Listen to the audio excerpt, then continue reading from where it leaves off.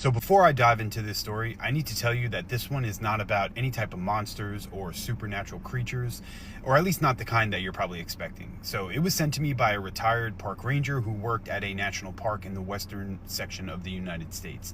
And he told me that he's seen his fair share of hikers going missing, bear attacks, and people who have wandered way too far off the trail. But he said there's one call that he'll never forget for the rest of his life. And he said it started just like any normal day. Now, just after the visitor center had opened earlier in the morning, an older couple had come walking inside. They were holding hands, being all lovey-dovey, and they looked like they were in their late 70s. The husband was carrying this faded envelope, and the wife was just loving all on him. They smiled at the ranger, and they explained that they needed a little help. Now, the husband, he pulled out this old photograph, and it was faded, but you could still make out a young man on one knee beside a large overlook.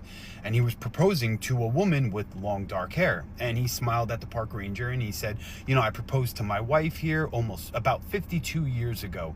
We came back to see it one last time, but we just can't remember exactly where it is. So the ranger, being kind, he's like, you know what, I think I recognize the general area. And he's like, I could help you. So the trail had changed, of course, a little bit over the decades, but he figured that he could absolutely help them and narrow it down. So he walked with them all the way there, and for about 2 hours, as they searched for it, these old overlooks and rock formations and bends in the trail, and then suddenly it was right there. So he pointed toward an old weathered pine grove, and he's like, oh, that looks familiar. And the wife recognized it as well, and she's like, I think that's it. So the husband smiled, and he wrapped his arm around her, and the two of them just stood there looking out over the valley in complete silence. The ranger said he almost felt kind of guilty interrupting them. So he told them, you know what, I'm going to let you have this moment, and I'm gonna head back. The couple thanked him over and over again for helping them, but before heading back, he politely reminded them, hey, just a reminder, the park is going to be closed at sunset, so just make sure that you're back before then. And the husband just laughed and smiled at him, and he's like, oh, don't worry, we won't stop you from waiting. So the ranger smiled, waved goodbye, and he headed down the trail. Hours had passed now, and the visitors were slowly leaving the park until only a few cars were left in the lot. And as the gates were preparing to close, the ranger noticed something that kind of made his stomach sink.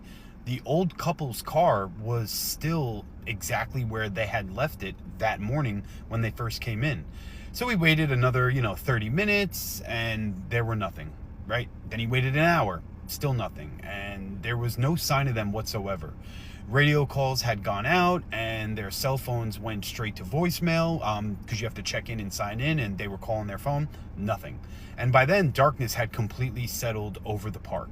A search team was immediately organized, and flashlights were sweeping across the trails and the valley looking for them. Rangers were calling out their names, and for hours there was no sign of them at all. And then just around midnight, one of the searchers radioed in that he had found them, and they were exactly where the ranger had left them. They were sitting side by side beneath that same old pine tree overlooking the valley, and they were still holding hands, and neither of them were alive. Resting between them was that same faded envelope that they had shown the ranger earlier, and inside was a handwritten note, and it pretty much explained that the wife had recently been diagnosed with a terminal illness, and she had maybe a few months to live. The husband wrote that after 52 years of being together, he could not imagine watching her slowly fade away, and she didn't want him to watch her be like that either. So they decided together that the place where their life, truly became one and began would also be where it would peacefully end. The note ended with pretty much this simple message saying, if someone finds us, please don't be sad.